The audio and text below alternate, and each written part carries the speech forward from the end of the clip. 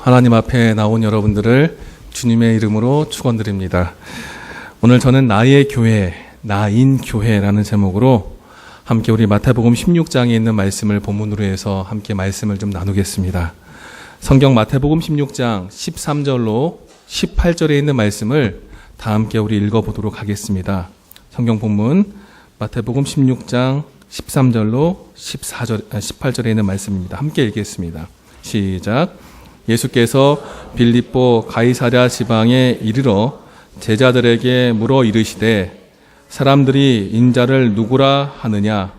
이르시되 더러는 침례 요한, 더러는 엘리야, 어떤 이는 예레미야 선지자 중에 하나라 하나이다. 이르시되 너희는 나를 누구라 하느냐? 시몬 베드로가 대답하여 이르되 주는 그리스도시요 살아계신 하나님의 아들이시니이다. 예수께서 대답하여 이르시되 바요나 시몬아 내가 복이 있도다. 이를 내게 알게 하신 이는 여룩이 아니요 하늘에 계신 내 아버지시니라. 또 내가 내게 이르노니 너는 베드로라. 내가 이 반석 위에 내 교회를 세우리니 음부의 권세가 이기지 못하리라. 아멘. 교회하면 참 제게는 개인적으로도 가슴이 설레이는 단어입니다. 교회와 연이 닿아서 제 인생이 바뀐, 제 진로가 바뀌고 인생이 바뀐 전환점이 제겐 교회였습니다.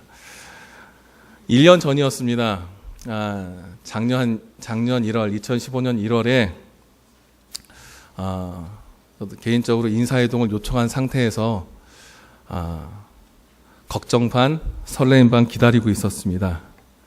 그러면서 한 600권의 책들을 싹 다 버렸습니다. 짐이 너무나 많아서 버리면서 실은 저희가 교회에 처음 나올 때 91년 그때부터 이제 90년, 91년부터 과정책을 다 모았었거든요.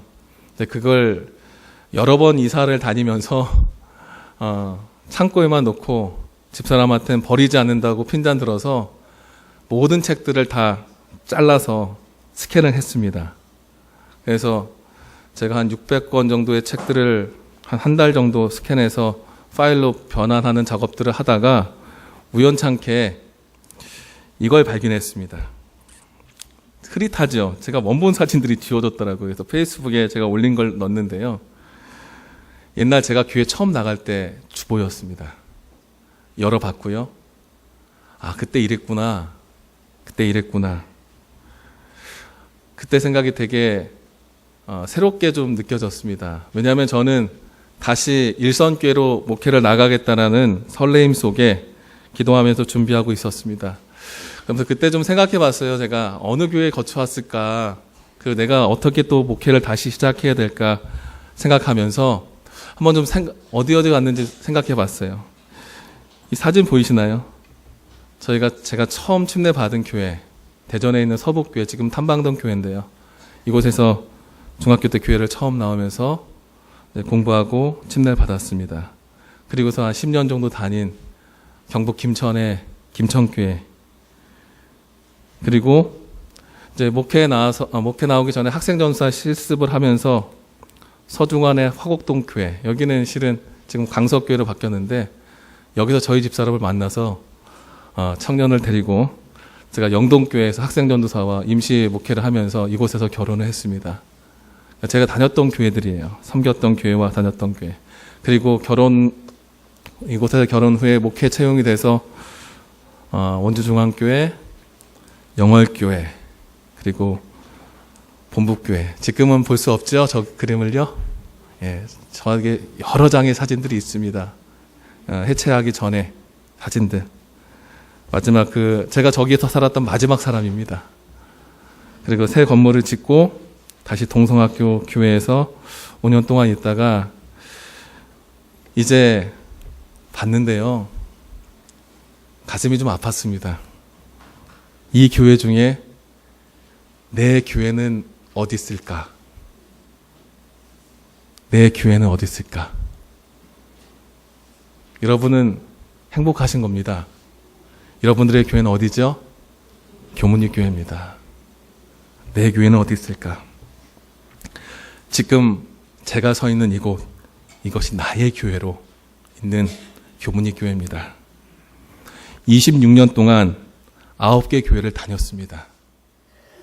일부러 바꾼 게 아니라 이사와 그다음에 여러 목회 실습과 인사이동에 의해서 9개 교회를 다니고 여러 시군구에 있는 교회를 다니면서 내 교회는 어디 있을까 많이 물었습니다. 실은 이런 얘기 청년들에겐 자주 합니다. 니네 교회잖아. 니네 교회잖아. 난 내 교회면 이렇게 안 할 건데 내 교회인데. 사진을 보여드렸는데요. 근데 실은 교회의 모습을 보면서 생각나는 장면들이 있었습니다.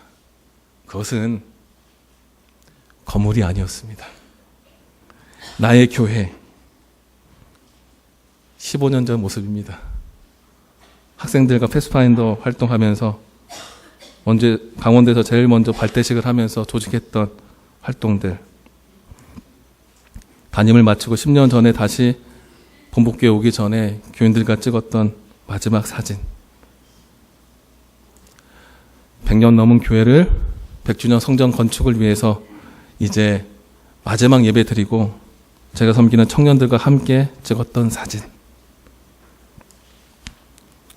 사랑하는 학생들과 함께 있으면서 제가 같이 가르쳤던 아이들과 함께 했던 사진, 그리고 올해 첫 안식일 청년들과 함께 찍은 사진. 제가 느끼면서 제가 지나왔던 신앙생활들을 되돌아보면서 느끼는 건 적어도 교회는 건물이 아니었습니다. 교회는요, 사람이었습니다. 그리고 교회는요, 그 안에 계신 예수였고요. 교회는요, 예수의 사람들이었습니다. 26년 신앙생활 하면서 또 하나님의 특별한 축복으로 목회직의 일을 하면서 교회를 이끌어가는 하나님의 종으로 서 있으면서 어떻게 하나님 앞에 서야 하고 성도들 앞에 하나님의 일을 해야 될까 많은 고민이 있습니다. 교회는 무엇일까? 오늘 저는 마태복음 16장에 있는 말씀을 통해서 두 가지를 말씀드리겠습니다. 첫 번째, 교회는요, 예수보다, 불리는 예수보다 부르는 예수가 있는 곳입니다. 예수님이 제자들에게 물어보십니다. 사람들이 인자를 누구라 하느냐? 사람들이 바라보는 예수와 내가 바라보는 예수의 차이가 있습니까? 여러분들이 바라보는 예수님에 대한 바라보는 가치가 있습니까? 예수님이 제자들에게 물어보십니다. 제자들은 대답합니다. 더러는 침례 요한, 엘리야, 예레미야 선지자 중에 하나라고 합니다. 왜 이렇게 얘기했냐면요, 예수님이 말씀하신 기별과 침례 요한이 말씀했던 회개하라 천국이 가까웠다라는 기별과 같았습니다. 그래서 엘리야의 기별, 또 그것을 외치는 침례 요한의 기별과 같았기 때문에 사람들은 예수를 엘리야나 또 혹은 침례 요한으로 얘기했습니다. 그리고 늘 눈물 흘리며 말씀하시고 백성들을 따뜻히 품어주셨던 예수님의 모습에서 눈물의 선지자 예레미야나 그리고 여러 선지자 중에 하나로 사람들은 예수를 그렇게 불러왔고 생각했습니다. 사람들이 본 예수는요, 어땠을까요? 현상적으로 들리고 보이는 예수였습니다. 기별상 같은 기별이구나, 보이기에 이렇구나, 현상적으로 들리고 보이는 예수를 사람들은 보고 그렇게 부르고 따랐습니다. 그리고 그들은 들리고 보이는 예수를 불리는 예수로 부르고 있었습니다. 예수님은 예수님의 제자들이 불리는 예수로 고백하지 않기를 원하셨던 것 같아요. 다행히 베드로는 그렇게 대답하지 않죠. 왜 이렇게 예수님이 물어봤을까? 아마 심리학에 이런 현상과 비슷할 것 같습니다. 혹시 동조 현상이라고 아십니까? 잠깐 영상을 통해서 이것이 어떤 현상인지 좀 살펴보겠습니다. 이 대학생들은 시지각에 관한 문제를 풀기 위해 방송국에 왔습니다. 출제자가 학생들에게 아주 간단한 문제를 보여줍니다. 다음 A, B, C 세 개의 선 중 옆에 그려진 X선과 길이가 같은 것은 어떤 것일까요? 정답은 물론 B입니다. 여기 지금 화면에 보시면 알겠지만 문제가 너무 쉬운가요? A, B, C 기억력 테스트라고 이런 게 그런데 이 방에는 함정이 숨어 있습니다.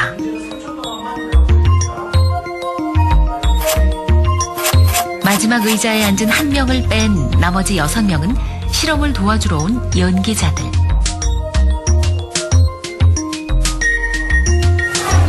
여섯 명의 공모자는 미리 짠 대로 줄줄이 틀린 답을 댈 겁니다. 마지막 7번째 의자에 앉은 단 한 명의 실험 참가자.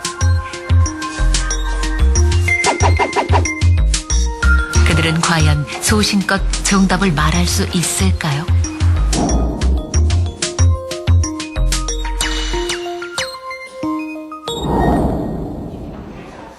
실험이 시작됩니다.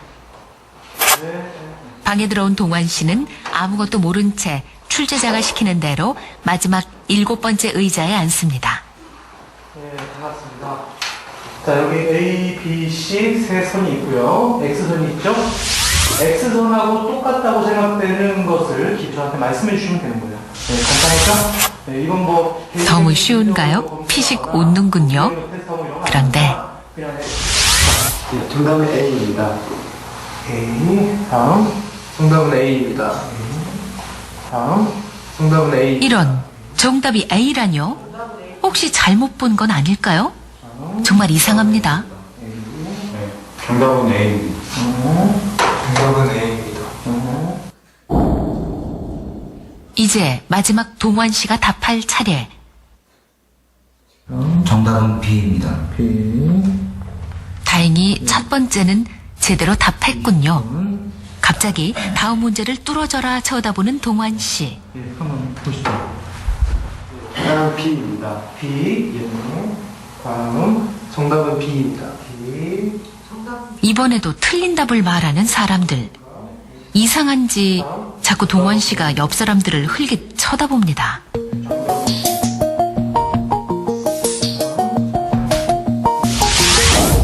또 동환 씨가 대답할 차례군요. 이때 6명의 공모자는 미리 짠 대로 일제히 동환 씨를 쳐다봅니다.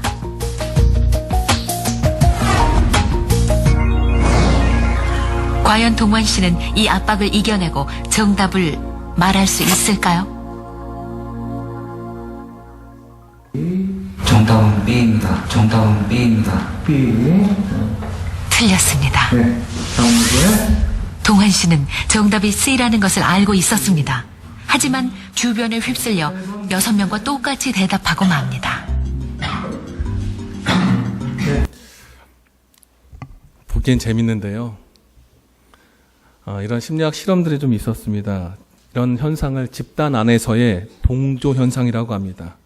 집단의 압력에 의해서 개인의 태도와 행동을 변화시키는 현상, 주변의 상황 때문에 스스로를 맞는 것을 따라가기 이전에 거기에 맞춰가는 현상.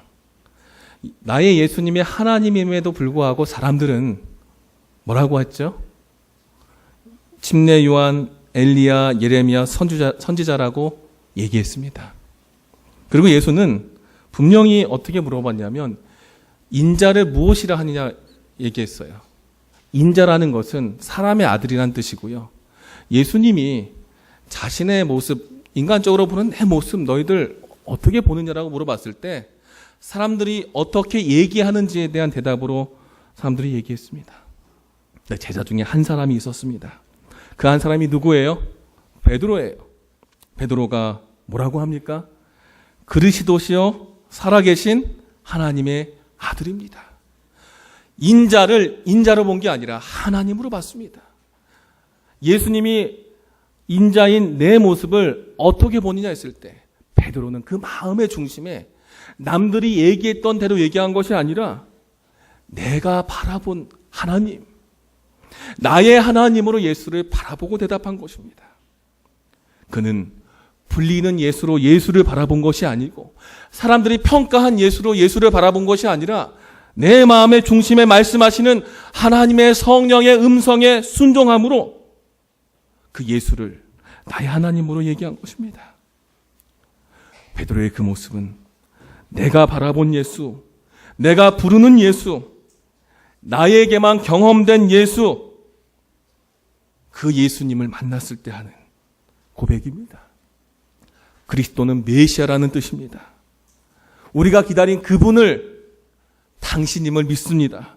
그리고 당신은 분명히 살아계신 하나님의 아들로서 인간이 아니라 하나님임을 내가 믿습니다라는 고백이었습니다. 사랑하는 성도 여러분, 교회의 구성원으로 선 우리는 먼저 교회의 구성원이기 이전에 하나님께 부름받은 사람으로, 예수님께 구원 얻은 사람으로 나의 예수님을 부를 수 있는 사람이 되기를 간절히 바랍니다. 베드로는 12 제자의 믿음을 대변하였다. 예수님이 물어본 이유가 있습니다. 주변의 상황들은 끝까지 나를 하나님으로 인정하지 않을 거지만 너희는 나와 함께 있었고 나의 기별을 들었고 나와 함께한 하나님의 능력을 보았기 때문에 나를 무엇으로 알아야 된다? 분명한 하나님으로 알아야 한다. 나와 함께한 경험 속에, 나와 함께한 하나님의 능력을 경험하는 특별한 그 경험 속에 주변의 분위기에 흔들리지 말고 가야 했기 때문에 그들에게 물어본 것입니다. 교회는 내가 부를 수 있는, 내가 부르는, 내가 경험한 그 예수님, 나만의 예수를 만나는 그 사람들이 있는 곳, 그것이 교회입니다. 교회를 세우겠다는 그 말씀 이전에 주님께서는 베드로에게 분명히 말씀하셨습니다. 불리는 예수가 아니라 부르는 예수의 사람들이 모인 곳, 바로 그것이 무엇이라고요? 교회라는 것입니다. 여러분이 부르는 예수님이 계십니까? 계십니까? 그렇다면 그 예수님을 매 순간 함께 만나고 경험하는 그 삶으로 서기를 간절히 바랍니다. 두 번째, 교회는요, 사람을 통한 하늘의 복이 선포되는 사명이 있는 곳입니다. 베드로의 신앙 고백 이후 예수님은 바로 무엇이라고 얘기하냐면 바요나 시모나, 이 말은 요한의 아들 시모나라는 뜻이에요. 요한의 아들 시모나, 내가 복이 있도다. 근데 네가 말한 것은 네가 스스로 깨달은 게 아니라 하나님께서 주신 걸 내가 안다. 그런데 하나님께서는 바로 이어서 18절에 교회를 세울 것에 대한 약속을 하십니다. 복을 허락하시고 교회를 세우셨다는 것은 이 복을 통해서 교회의 역할을 주셨다는 걸 얘기합니다. 그런데 이 본문의 이 복이라는 말은 마카리오스 에이라는 말로, 이 말은 예수를 믿고 받아들임을 통해서 받게 되는 종말론적인 최종적인 복을 얘기합니다. 이 복되도다는 것은 이 땅에서 잘 살게라는 게 아니라 너 구원받았어. 하나님이 끝까지 지켜주실 거야. 그리고 이 영원한 기별 간직하고 전해야 해. 그 전제가 담겨있는 복을 얘기합니다.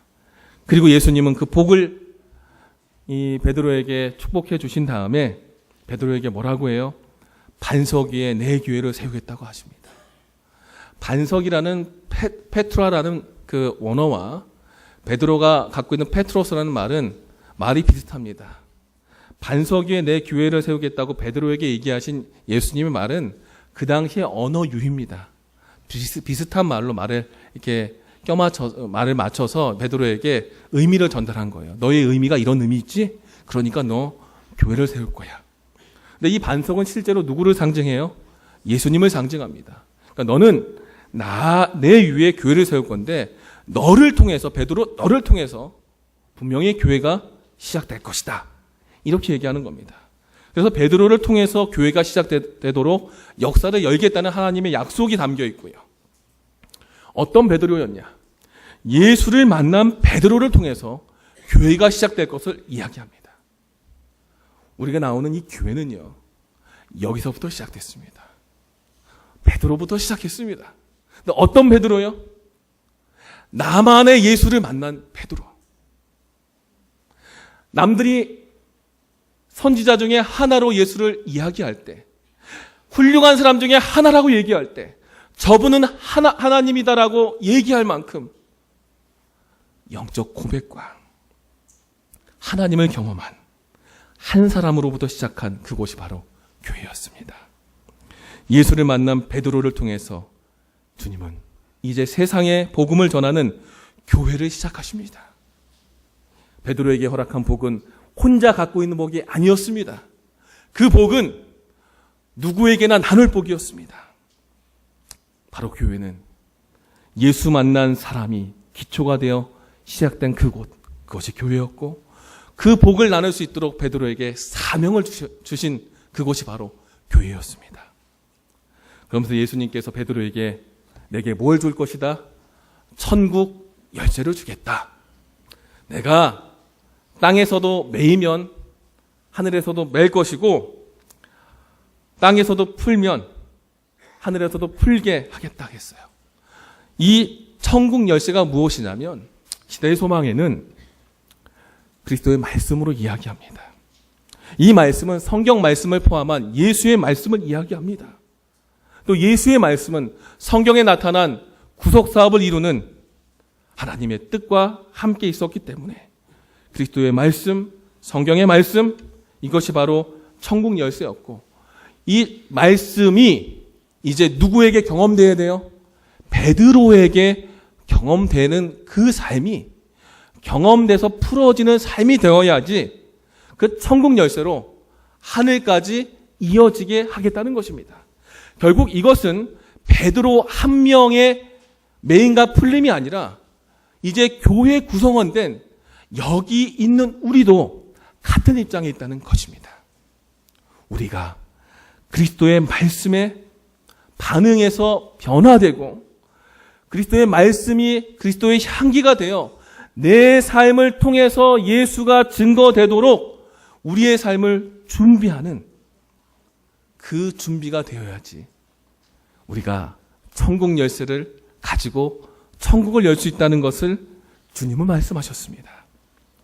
마태복음 16장 19절의 이 말씀은 바로 예수의 말씀, 성경 말씀이 땅과 하늘에서 같이 이루어지도록 만드는 삶, 말씀이 경험되고 하나님 앞에 설 수 있는 삶, 뭘까요?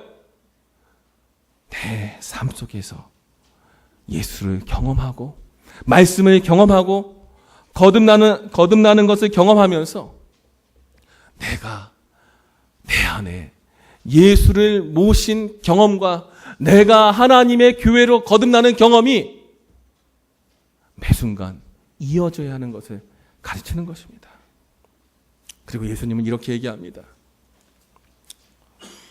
내가 너희가 고백한 그리스도인 것을 아무에게도 뭐 하지 말라? 말하지 말라.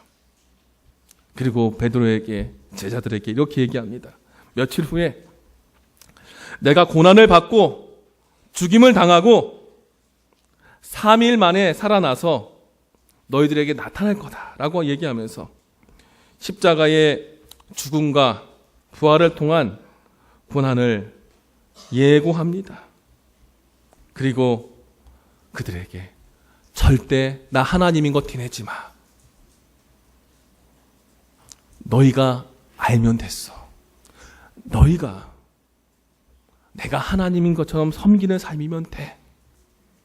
이렇게 얘기하면서 예수님은 내가 곧 죽을 건데, 죽임당하고 수치당할 건데 잘 준비해라. 너희가 나를 하나님으로 느끼는데도 불구하고 내가 바닥까지 내려가는 경험할 텐데 잘 준비해라. 이때 제자들이 어떻게 해야 했을까요? 아멘 해야 했을까요? 안 됩니다 했어야 될까요? 아멘 했어야 하는데요. 왜냐하면 천국 열쇠가 그리스도의 말씀이라면 이 그리스도의 말씀에 따라가겠다는 순종이 분명히 있어야 하는데 베드로는 아까 예수를 그리스도라고 얘기한 그 말과 반대의 말을 합니다. 붙들고 어떻게 합니까? 항변합니다. 붙든다라는 그 말은요, 예수를 설득하기 위해서 자기 쪽으로 끌어당기는 행위를 이야기합니다. 간한다라는 그 말은요, 항변한다는 그 말은요, 꾸짖고 나무라는 겁니다. 왜 그렇게 하셨습니까? 비난하면서 끈질기게 내 뜻이 관철되도록 예수에게 얘기하는 베드로의 모습이 담겨 있습니다. 좀 전에, 며칠 전에 예수님에게 고백했던 베드로의 모습과는 전혀 다릅니다. 네, 당신이 하나님인 거 압니다. 따라가겠습니다. 그럼 이렇게 와라 했을 때 나는 못 갑니다. 그건 아닙니다, 하나님. 이 모습과 너무나 흡사해요. 예수의 사람이 되고는 싶었지만은 예수의 말씀에 100% 순종하기는 싫은 것이 누구였어요? 베드로였습니다. 이 모습과 우리의 모습은 어떻습니까? 하나님께서 우리를 구원해 주신 것에 대한 감사함으로 내가 헌신하고 싶습니다 얘기하지만 그 앞에 내 자신의 뜻이 관철되지 않을 때, 내 자신이 드러나지 않았을 때 우리는 인위적인 내 모습 주장하지 않습니까? 예수님은 끝까지 자신의 하나님됨을 숨기고 살아가시면서 하나님만을 높이기 위해서 그는 끝까지 겸손의 길로 가셨지만 우리는 그 예수를 따라가기 이전에 그 예수의 낮아짐을 틈타서 높아지려고 하지 않습니까? 이런 베드로의 모습에 우리가 한 가지 반성해야 될 것이 있습니다. 바로 영적 이중성을 극복해야 된다는 것입니다. 예수를 바라보는 데는 하늘의 하나님으로 바라봤지만 그 사역에 동참하는 방법에는 땅의 방법을 선택해서 하늘의 뜻을 이루기 위한 철저하게 인본주의적인 인간적인 의지를 담아냈던 베드로의 모습 속에 예수님은 교훈하십니다. 왜냐하면 그 당시 제자들은요, 세상의 임금으로서 통치할 것을 기대했었습니다. 그런데 예수께서 십자가를 지고 가는 그 길을 갈 때 자신의 기대가 맞지 않았기 때문에 예수를 간하고 하늘의 사명을 스스로 버리는 그 말을 예수께 한 것입니다. 교회는 순수하게 하나님의 의지로 주신 하늘의 복, 예수께서 이 땅에 오실 때까지 증거해야 할 분명한 하늘의 복을 하나님의 방법과 하나님의 뜻대로 전해야 하는 사명이 있는 곳입니다. 그곳에는 인간의 의지와 인간의 방법과 인간의 생각이 아니라 모든 방법마저도 따라갈 수 있는 온전한 순종이 있는 곳입니다. 나의 기대, 나의 기준으로 예수가 판단되는 교회는 예수께서 원하시지 않는다는 것입니다. 그리고 베드로에게 분명히 말씀하십니다. 같이 한번 읽어보겠습니다. 24절과 25절 시작. 이에 예수께서 제자들에게 이르시되 누구든지 나를 따라오려거든 자기를 부인하고 자기 십자가를 지고 나를 따라할 것이니라. 누구든지 제 목숨을 구원하고자 하면 잃을 것이요 누구든지 나를 위하여 제 목숨을 잃으면 찾으리라. 예수님이 분명히 말씀하셨어요. 내가 온 것은 나를 잊어버리고 섬기는 것이다. 그 섬김에 함께 동참하고 함께 나누려면 너도 그리해라. 베드로가 전해야 될 사명이 무엇이었을까요? 분명히 천국 복음을 땅끝까지 전파하는 것이 맞습니다. 그런데 그 방법에 있어서 조금 예수님이 말씀하신 것이 달라요. 세상 앞에 큰 권세와 능력을 가지고 전하는 것이 아닙니다. 철저하게 낮아지는 사명과 섬기는 사역을 통해서 예수의 모습을 내 삶으로, 누구의 삶으로? 베드로의 삶으로, 예수를 하나님으로 고백한 베드로의 삶으로, 예수께서 말씀하신 말씀 자체를 내 삶에 그대로 투영함으로 전하게 하신 겁니다. 바울의 고백처럼 내가 그리스도와 함께 십자가에 못 박혔나니 이제 내가 사는 것이 아니요 내 안에 누가 사는 것이라 예수께서 살고 내가 그 예수를 믿는 믿음으로 그 믿음 안에 사는 것이라는 그 고백처럼 우리의 사명이 예수를 만남으로 내 자신이 낮아지고 예수를 높이기 위한 철저한 그 삶으로 변화했으면 좋겠습니다. 예수를 만난 나의 삶으로 말씀이 삶 속에 스며들어 그 안에 깊은 울림과 나눔의 삶으로 예수를 전하는 복된 소식이 가득한 사람들. 바로 이들이 누구라고요? 교회입니다. 나의 예수를 만날 때 그 예수가 내 삶과 똑같이 느껴질 때, 그 예수의 은혜로 매 순간을 살아갈 때 우리는 교회의 구성원이 아니라 교회 자체가 될 수 있음을 기억하십시오. 이 성경에 나타난 교회는 건물이 아닙니다. 지난 시간들 속에 9개 교회를 다 지나오면서 머릿속에 남는 것은 교회 건물이 아니었습니다. 성도들 얼굴이었습니다. 그들과 함께했던 하나님의 일들이었습니다. 함께 기도했던 추억들, 함께 눈물 흘렸던 추억들, 서로 가슴 아파했던, 서로를 미워하면서 속상해했던 그런 모든 사람들 사이에서의 관계 속에 내가 왜 이랬지라는 것이었습니다. 사랑하는 성도 여러분, 우리는 다시 한번 예수의 교회로 서야 합니다. 더 이상 교회의 구성원이 아니라 교회 자체로 설 수 있도록 준비하는 하나님의 종들 되기를 간절히 바랍니다. 고구려 전쟁의 나라라는 책이 있습니다. 혹시 이 책 읽으신 분이 계십니까? 없으세요? 다행이네요. 제가 읽어봤습니다. 이 책에 보면은 고구려가 강성할 수 있었던 이유들에 대해서 얘기를 합니다. 특별히 남쪽과 다르게 북쪽은 유목민들이 많았고 이 돌거리나 선비족이나 여러 민족들 사이에서 고구려가 살아남았던 방법들에 대해서 설명하고 있습니다. 근데 그 방법들 중에 하나를 그들은 끊임없는 사냥 대회를 했다는 겁니다. 1년에 4차례를 하다가 나중에 2번을 하게 되는데요. 이 사냥 대회를 통해서 여기에서 1등 하는 사람이나 어느 정도의 순위에 들어간 사람들은 이제 이 관료로 무관으로 뽑히면서 그 안에서 이제 인생의 길을 열게 됩니다. 그런 사냥 대회에 대해서 이 책에는 이렇게 설명합니다. 사냥이 지니는 군사적 의미는 크다. 사냥은 가장 자연스러운 전투 훈련이다. 사냥꾼의 분대는 군사 원칙에 따라 조직돼 철저히 팀 작업으로 움직이기 때문이다. 실은 사냥 대회를 통해서 준비하는 과정에 이 사람들이 동물 하나만 나 혼자 쫓아가서 할 수 없기 때문에 팀을 이루고 그 팀을 이루면서 목적을 달성하는 연습을 끊임없이 하기 때문에 혹 이번에 떨어지더라도 다음에는 더 많이 연습돼서 승리할 수 있다는 거예요. 결국 고구려가 그렇게 오랫동안 큰 영토를 관할할 수 있었던 그 베이스에는 무엇이 있었다는 거예요? 매일매일의 사냥하는 훈련과 연습이 팀별로 있었기 때문에 가능했다는 거예요. 그런데 역사의 사료들을 볼 때 고구려가 그렇게 큰 영토, 특별히 어느 왕 때 가장 큰 영토가 됐죠? 광개토 대왕, 그렇죠? 그리고 장수왕 때 가장 크게 됐죠. 그때 그렇게 크게 될 수 있었던 이유에 대해서 이렇게 얘기합니다. 여기 보시면 이 고구려 벽화에 있는 고분에 있는 그림인데요. 이 사람들을 중장기병이라고 합니다. 중장기병. 중장기병은 말에다가도 갑옷을 입히고요. 이 전투하는 군인들도 갑옷을 입고 나갑니다. 그러니까 이 사람들은 웬만한 활, 창에 어떻게 하는 거예요? 버티는 거예요. 그러니까 이것이 많을수록 상대방이 공격하기 어렵기 때문에 이 수가 많을수록 전투에 이길 수 있었다는 거예요.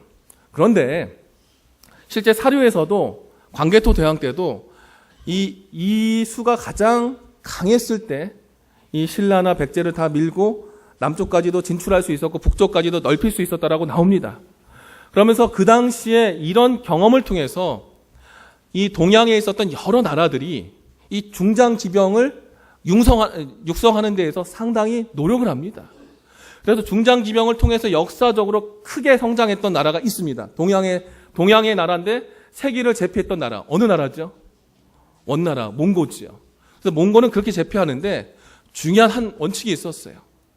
중장기병을 통해서 군사적인 힘을 끊임없이 키우고 이길 수 있다는 확신, 이거 있으면 이긴다라는 심리적인 안위함 속에 그들이 움직여 가다가 서양에서부터 화약이 상용화되고 과학기술이 발달하면서 중장기병이 더 이상 필요 없게 되면서 결국 몽고는 자신들이 지배했던 러시아 민족에게 지배당하는 역사를 얻게 됩니다. 그러면서 모든 영토 다 잃어버리고 조그만 나라로 남게 되지요. 오늘 저는 이 이야기를 하고 싶습니다. 분명히 이기기 위해서 큰 것이 필요합니다. 무겁고 강한 무기가 필요합니다. 그런데 거기에 집중하다가 결과적으로 작은 전투를 하고 끊임없이 변화하는 세상에서 변화하지 못하고서 정신을 잃어버렸던 그 나라들은 결국 동양이 앞서가다가 서양에게 몰락되고 맙니다. 교회도 시간이 흘러갈수록 건물에 치중합니다. 시스템에 치중하고요. 이 안에서 얻어갈 수 있는 것이 무엇인가를 이야기합니다. 그런데 그것이 아니에요. 끊임없는 자기개발과 연습, 전쟁을 이기기 위한 전쟁이 아니라 이기기 위한 전쟁을 준비하는 끊임없는 변화와 작은 훈련이 있어야 하지만 그 나라가 유지될 수 있었던 것처럼 교회도 큰 사업이 아닙니다.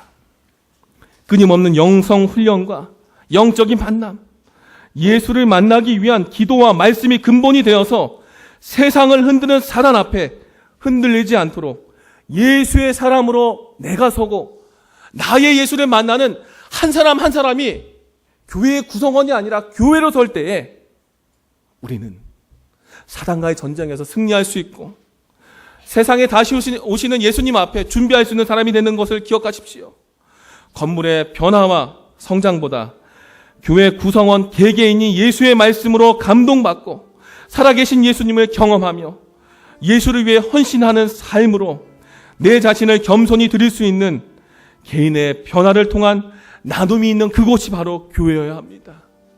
우리는 교회의 건물과 교회의 단순한 양적인 성장과 많은 사람들이 모이는 것, 거기에 치중한 그런 교회가 아니었으면 좋겠습니다. 하나하나가 진실되이 예수님을 믿고 한 사람 한 사람이 예수님 앞에 예수 만난 경험으로 서서 그 경험으로 가득한 은혜의 안식일을 우리 이 교회에서 느끼고 경험했으면 좋겠습니다. 그 사람 한 사람이 소중하기 때문에 그들을 보고 따라오는 한 사람이 이곳의 빈자리를 채우고 이 안에서 예수 만날 그 기쁨으로 저 하늘 유리 바닷가를 다시 한번 가고 싶은 그 생각으로 준비하는 그런 사람이 됐으면 좋겠습니다. 교회는 건물이 아닙니다. 여러 세대가 함께 하나님을 찬양하고 말씀을 전하고 말씀의 은혜를 나누고 서로가 서로를 섬기는 그 사역 속에 내가 먼저 만난 예수님을 함께 공유하는 데서 그리고 그 공유하는 방법 속에 나를 철저히 지우고 예수만을 높이고 상대방을 높이는 그런 곳이 되어야 합니다. 교회를 위한 교회여서도 안 됩니다. 누군가를 위한 교회여서도 안 됩니다. 어떤 목적을 위해서도 교회는 운영돼서 안 됩니다. 이 교회는 단지 예수의 흔적과 예수의 모습을 남기는 그런 사람들이 가득한 곳이어야 합니다. 그리고 우리는 그 삶을 살아야 합니다. 사도행전 2장 46절과 47절에 초기 교회의 모습에 대해서 분명히 얘기합니다. 마음을 같이하고 성전에 모이기를 힘쓰고 집에서 떡을 떼며 늘 기쁨과 순전한 마음으로 음식을 나누고 하나님을 찬양하며 온 백성에게 칭찬 듣고 칭송받는 사람으로서 이 사람들이 교회 구성원이 아니라 예수의 모습으로 그대로 섰을 때, 교회 자체로 섰을 때 주께서 구원받는 사람을 날마다 더하게 하시는 기적을 이루게 하셨습니다. 2016년 올해는 우리가 예수의 교회로 섰으면 좋겠습니다. 이제 나의 교회가 교문이 교회가 아니라 내 자신이 교문이 교회고 예수의 교회고 다시 만날 하나님의 백성임을 매 순간 경험하는 삶이 되기 바랍니다. 시간 결단의 찬양을 통하여 여러분들의 삶 속에 이런 진정한 교회의 모습이 가득하기 바라며 말씀을 마치겠습니다.